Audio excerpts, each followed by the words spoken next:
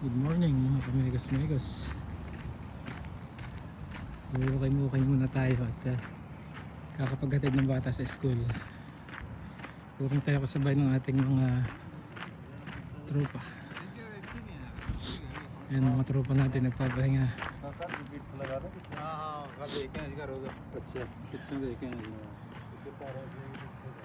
Ayan mga aso, may nagpiplay na aso.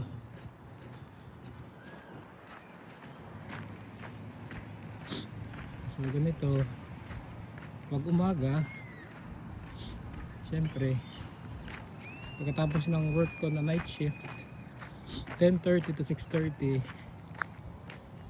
piprepare ko naman yung dalawang anak papasok ng school. Tapos ihatid ko sila dito, ito yung school nila. Tapos yun, diretso walking muna konti para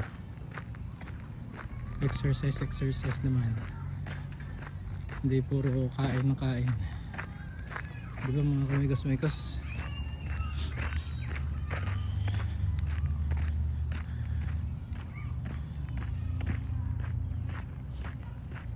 Mga 1 hour walking at pwede nang matulog ang inyong kamigos-migos.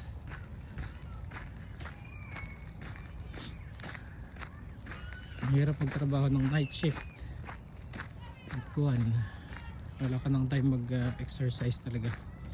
Pagdating mo sa bahay ay kagaday lugmok sa higaan. Kaya pag may time at hindi masyadong malamig, hindi walking muna para pawisan ng kaunti, bawas ng kuhan, taba at cholesterol. Walking is very good to everyone, as long as wala kayong sakit sa puso.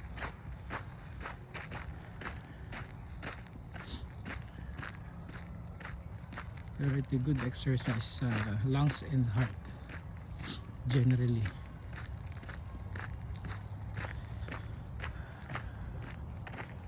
Ayan, mga puno dito, tingnan nyo,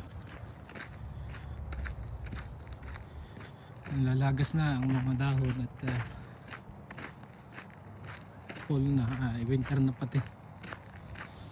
Bukas wala ng yelo,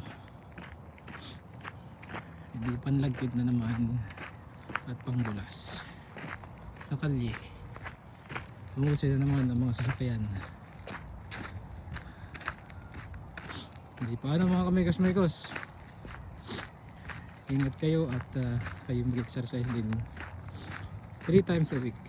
Bye.